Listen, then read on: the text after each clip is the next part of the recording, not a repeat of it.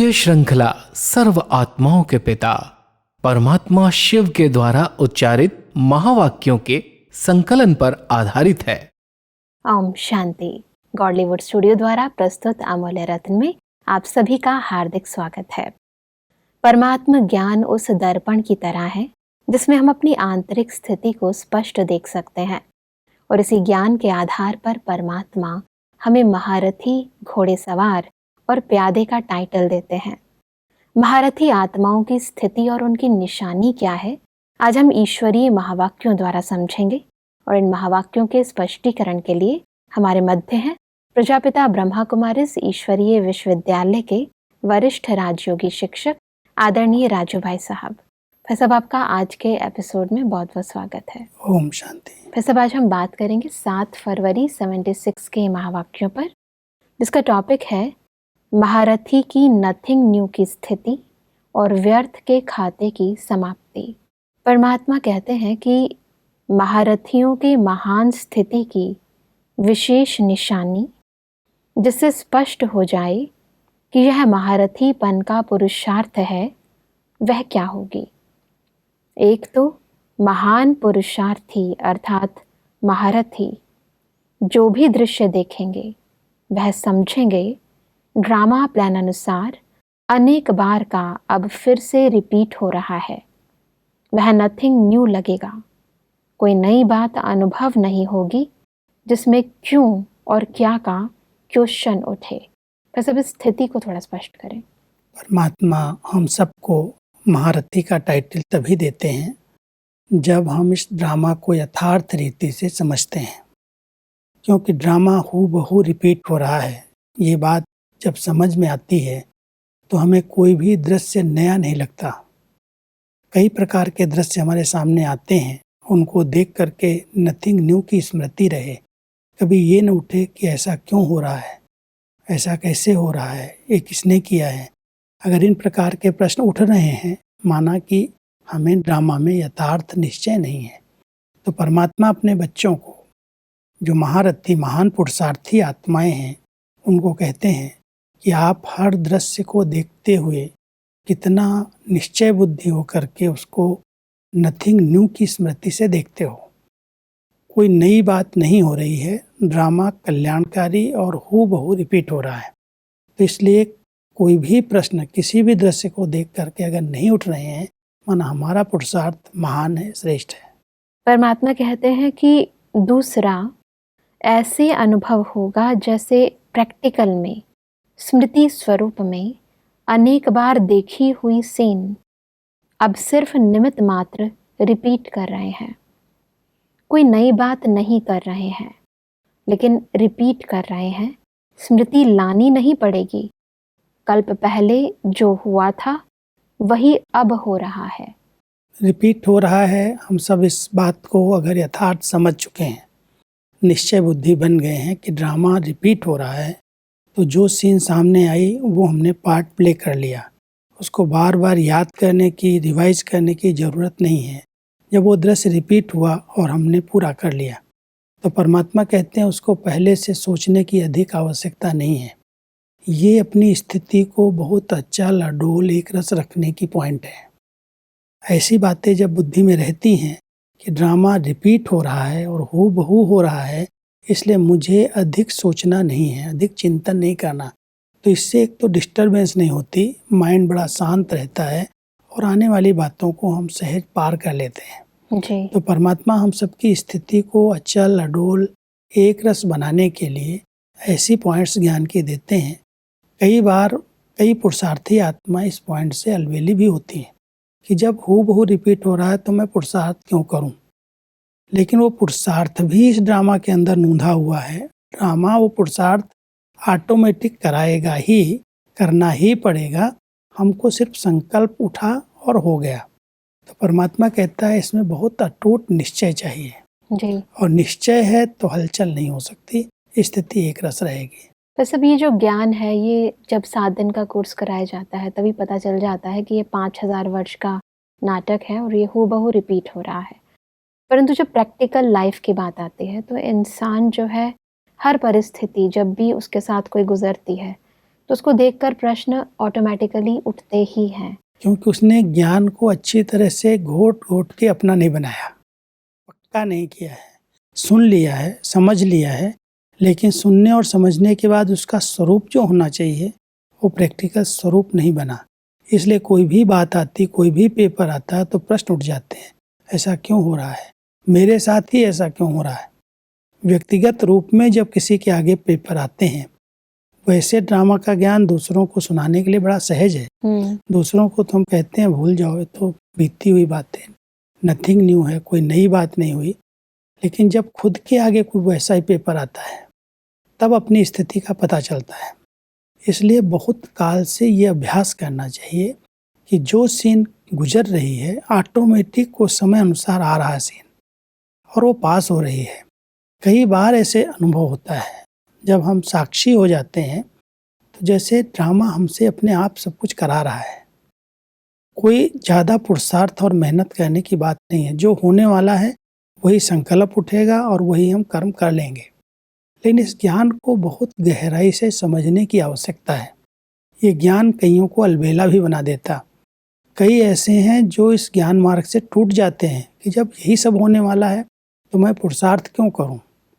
परमात्मा कहते हैं इसी बात को यथार्थ समझना है। पुरुषार्थ के बिना प्रारब्ध है ही नहीं। अगर प्रारब्ध बनी है तो जरूर कोई पुरुषार्थ भी किया है, वो भी ड्रामा में नूंधा हुआ है जी। और वो करना ही है। तो हम सबको पहले से ही इन बातों को समझ करके, विचार करके उसकी गहराई में जाना है, तब हमारी स्थिति अचल अडोल रह सकती है। वैसा परमात्मा कहते हैं कि जैसे 1 सेकंड की बीती हुई बात बहुत स्पष्ट रूप से स्मृति में रहती है, वैसे वह कल्प पहले की बीती हुई सीन ऐसी ही स्मृति में होगी जैसे कि 1 सेकंड पहले बीती हुई सीन स्मृति में रहती है। क्योंकि एक साक्षीपन, दूसरा त्रिकालदर्शी, ये दोनों स्टेज महारथियों की होने के कारण कल्प पहले की स्मृति बिल्कुल फ्रेश व ताज़ी रहेगी। इसलिए नथिंग न्यू। जब तक साक्षीपन का अभ्यास नहीं किया है, अलग हो करके अपने पार्ट को, ड्रामा को यथार्थ रीति से देखते नहीं हैं, समझते नहीं हैं, तब तक नथिंग न्यू की स्मृति नहीं रहती। परमात्मा तो ये कहते हैं कि जो 1 सेकंड बीत गया वो याद आ गया। 5000 वर्ष की बात सेकंड की तरह अनुभव हो कि ये हमने बजाया था, वही रिपीट हो रहा है। इसके लिए बहुत दूरदर्शी बुद्धि, त्रिकालदर्शी की स्टेज चाहिए। एक साक्षी दृष्टा की स्टेज है कि हम साक्षी होकर के अपने पार्ट को, अपने पुरुषार्थ को, अपने चलते हुए संकल्पों को देखें। दूसरी आत्माओं को भी उसी विधि से देखें कि आत्मा अपना अपना पार्ट बजा रही है। ड्रामा का एक नाटक खेल की रीति से चल रहा है, हम सब इसमें पार्टधारी हैं। तो एक साक्षी दृष्टा की स्थिति और दूसरा त्रिकालदर्शी की स्थिति, नॉलेज फुल स्टेज। ये पार्ट ड्रामा अनुसार इसका फिक्स है, नूंधा हुआ है और वही करेगा, लेकिन हमें मार्गदर्शन देने का भी पार्ट नूंधा है जी। हमें उसको समझाने का भी पार्ट नूंधा हुआ है, ये भी समझना है। ऐसे नहीं इसको हम छोड़ देंगे। परमात्मा भी अपने बच्चों को पुरुषार्थ कराता है, जबकि वो नूंद को जानता है कि ये नूंद है इसके साथ, जानते हुए पुरुषार्थ कराता है कि पुरुषार्थ भी उसका उसमें नूंधा हुआ है। अब इस बात को समझना जी बहुत बुद्धि विशाल चाहिए। परमात्मा कह रहे हैं 2 बातें, एक साक्षी दृष्टा स्थिति और दूसरा त्रिकालदर्शी स्थिति में रहने का अभ्यास करो। बिल्कुल, क्योंकि अक्सर ऐसा होता है, हम इंसान को देखते हैं कि इसको सारा ज्ञान है, इसको पता है, फिर भी ये गलती कर रहा है और फिर प्रश्न उठता है कि ऐसा क्यों। तो उस समय यदि ये ड्रामा का ज्ञान स्मृति में रहता है और यथार्थ ज्ञान है तो प्रश्न नहीं उठेंगे, हलचल में नहीं आएंगे। जी। परमात्मा कहते हैं कि कोई भी कितनी भी विकराल रूप की परिस्थिति हो या बड़े रूप की समस्या हो, लेकिन अपनी स्टेज ऊंची होने के कारण वह बिल्कुल छोटी लगेगी। बड़ी बात अनुभव नहीं होगी और न विकराल अनुभव होगी। जैसे ऊंची पहाड़ी पर खड़े होकर नीचे की कोई भी चीज को देखो तो बड़ी चीज भी छोटी नजर आती है ना। बड़े से बड़ा कारखाना भी एक मॉडल रूप सा दिखाई पड़ता है। इसी रीति महारथी के महान पुरुषार्थ के सामने उसे कोई भी बड़ी बात बड़ी अनुभव नहीं होगी।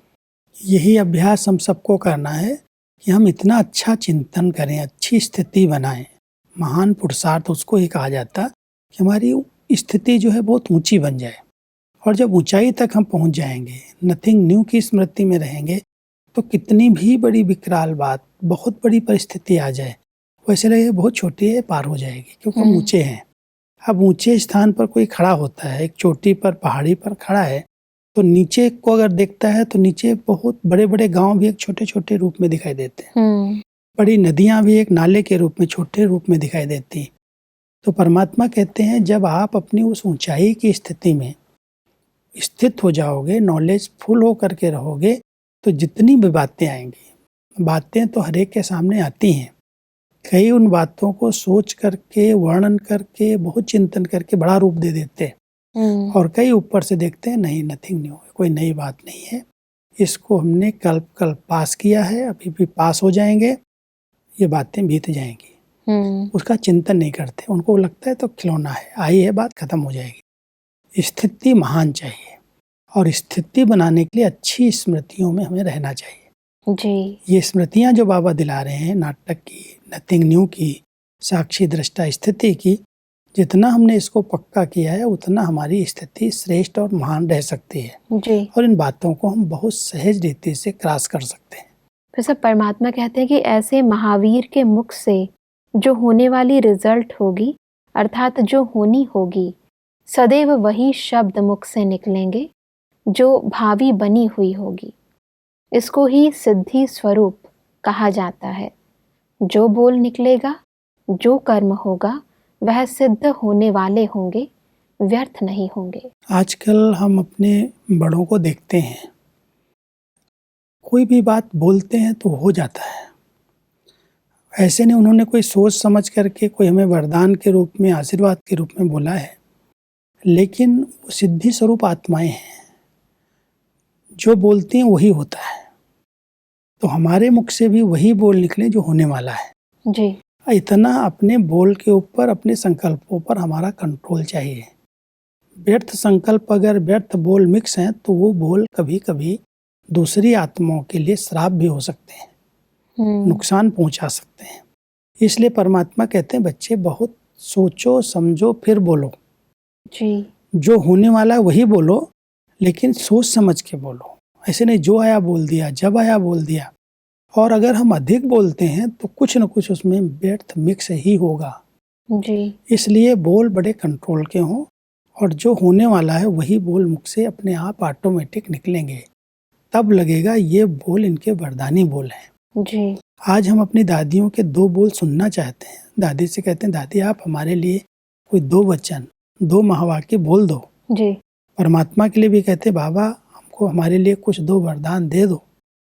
तो हमारी जो इच्छा है उनसे 2 बोल सुनने की हैं, वो इसीलिए हैं कि बाबा के मुख से या दादियों के मुख से जो शब्द निकलेंगे वो हमारे कल्याण के लिए हो जाएंगे, हमारे लिए वरदान हो जाएंगे। इसलिए परमात्मा कहते हैं आपके बोल ऐसे हों जिसमें कोई व्यर्थ न हो, जो होने वाला वही बोल निकलना शुरू हो जाएंगे। आगे बढ़ते हैं तो परमात्मा कहते हैं कि महारथी की निशानी है, विकर्मों का खाता तो समाप्त होता ही है, लेकिन व्यर्थ का खाता भी समाप्त। मास्टर सर्वशक्तिवान है ना, तो मास्टर सर्वशक्तिवान की स्टेज का प्रैक्टिकल स्वरूप विकर्मों के खाते के साथ साथ व्यर्थ का खाता भी समाप्त होगा। ये है महारथियों के पुरुषार्थ की निशानी। एक है विकर्मों का खाता, जो हमसे देह अभिमान के कारण व्यर्थ कर्म हुए, विकर्म जिसको हम कहते हैं वो भी कर्म ही, लेकिन किसी भी विकार के अधीन हो करके वो कर्म किए गए, वही विकर्म बन गए, बुरे कर्म हो गए, पाप कर्म हो गए। और एक है जो हमारे विकर्म नहीं है, लेकिन एक नेचुरल आदत बनी हुई है व्यर्थ सोचने की, व्यर्थ देखने की, व्यर्थ बोलने की, टाइम वेस्ट होता है उससे जी। तो परमात्मा कहते हैं एक है विकर्मों का खाता खत्म हो जाए। ऐसी मास्टर सर्वशक्तिवान की स्टेज में आप रहो जो आपके विकर्म तो विनाश हो जाए, लेकिन व्यर्थ संकल्प भी उत्पन्न न हो जी। व्यर्थ का भी खाता समाप्त हो जाए। जो संकल्प उठे वो समर्थ और दूसरों के फलदायक लाभ वाले हों।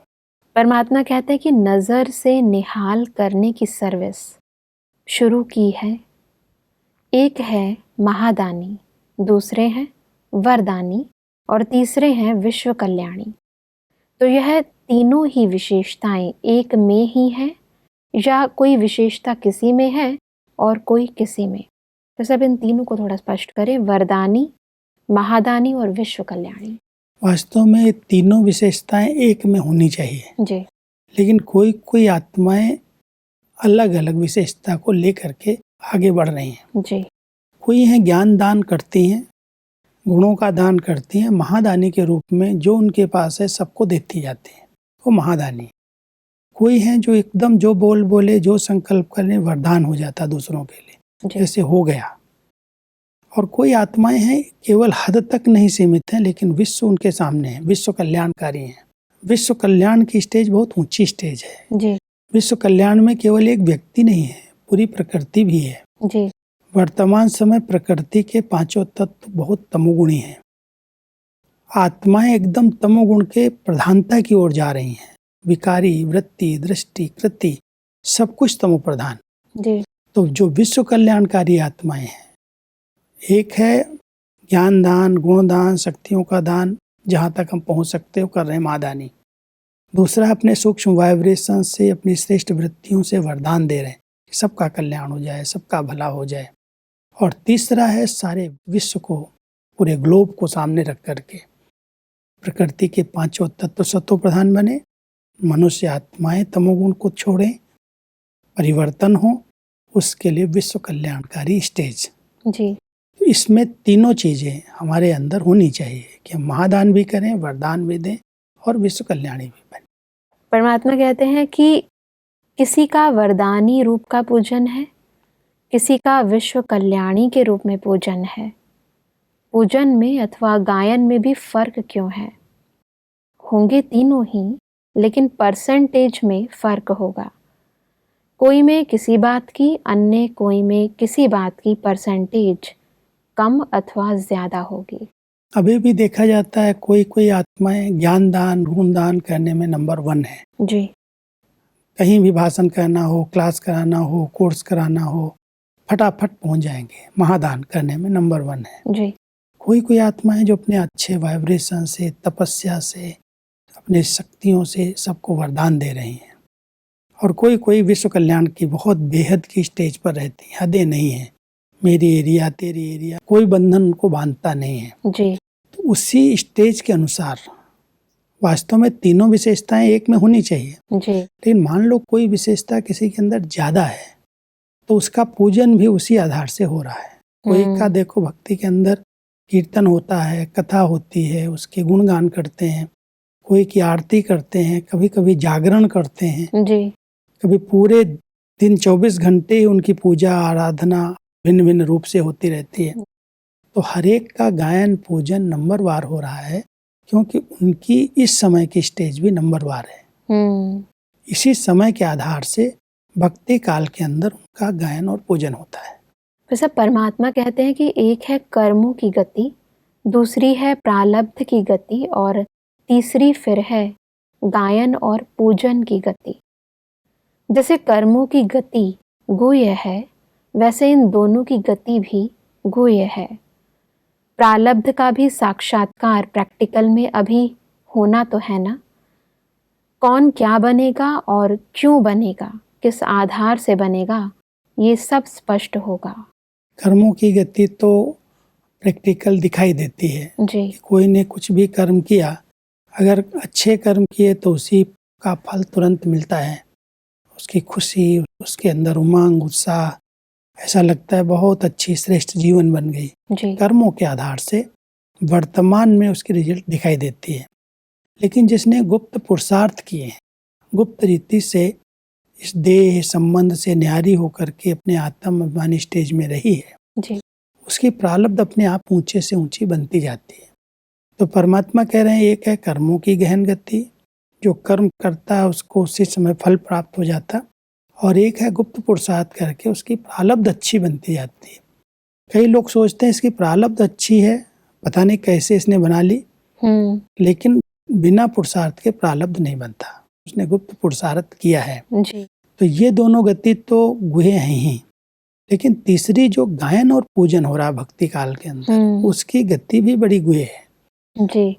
कैसे किस प्रकार के मंदिर बने हैं। कोई कोई के देखो एक छोटे से झाड़ के पास एक मूर्ति रख करके उसकी पूजा शुरू कर देते हैं। जी। कभी कभी पूजा करते हैं, कोई जाएगा तो हाथ जोड़ लेगा, बस कुछ चढ़ावा नहीं, कुछ नहीं। जी जी जी। तो ये पूजन क्यों हो रहा है? संगम युग पर भगवान के नाम पर कुछ भी नहीं किया, सिर्फ भगवान के बच्चे बन गए। तो उनको भी एक कोठरी बना करके एक छोटा सा स्थान बना के रख दिया, कोई आए दर्शन करे, हाथ जोड़े, चला जाए। जिसने तन मन धन समय श्वास बाबा के कार्य में लगाया, सफल किया और अपनी पवित्रता की स्टेज को संपूर्णता की ओर ले गया, उसका पूजन विधि पूर्वक हो रहा है। जितना उसने अपने जीवन में दिव्य गुणों का धारण किया, दान किया, उस आधार से उसके कथा कीर्तन पूजा आराधना सब कुछ हो रहा है। जी। तो उसकी गहन गति है। इसलिए परमात्मा 3 कर्मों की प्रारब्ध की और गायन पूजन की गुहे गति सुना रहे हैं। बिल्कुल। और इसलिए परमात्मा ने कहा कि न चाहते हुए भी, न सोचते हुए भी उनका कर्म, सेवा, चलन, स्थिति, संपर्क व संबंध ऑटोमेटिकली ऐसा ही होता रहेगा जिससे समझ सकेंगे कि कौन क्या बनने वाला है। चलन अर्थात कर्म ही उनका दर्पण हो जाएगा। कर्म में और दर्पण में हर एक का स्पष्ट साक्षात्कार होता रहेगा। वर्तमान समय से दिखाई देता है जी। जो जितनी श्रेष्ठ आत्माएं उच्च पद प्राप्त करने वाली हैं, उनकी एक्टिविटी वैसी ही चलती है, उनका पुरुषार्थ भी ऐसा चलता है। कोई करा रहा है, कोई कह रहा है नहीं, ऑटोमेटिक पद के आधार से। जैसे पद उनका निश्चित है तो उनकी चलन, उनका बोलचाल, उनका पुरुषार्थ अपने आप गहराई की ओर अच्छे से अच्छा होता है। तो परमात्मा कहता है कि कोई कहे, कोई पुरुषार्थ कराए, उसकी बात नहीं है। जिस प्रकार उन्होंने पद प्राप्त किया है उस प्रकार से ऑटोमेटिक उस पुरुषार्थ की ओर आगे बढ़ रहे हैं। जी। अब इस ज्ञान गति को भी समझना है। जी। कई हैं मेहनत करते हैं, युद्ध करते हैं, बहुत पुरुषार्थ करते हैं, फिर भी जो प्राप्त करना चाहिए नहीं होता। जी। जैसी स्थिति बनाना चाहे वैसे नहीं बनती। और कईयों की स्थिति ऑटोमेटिक बन रही है, तो वो पद के आधार से उसकी स्थिति है। इसलिए हमें ज्यादा हलचल में आने की जरूरत नहीं है। गाइड किया जाए, बताया जाए, लेकिन क्यों, क्या, कैसे, ये क्यों नहीं करता है, ये तो सुनता ही नहीं है, इन बातों में उलझने की जरूरत नहीं।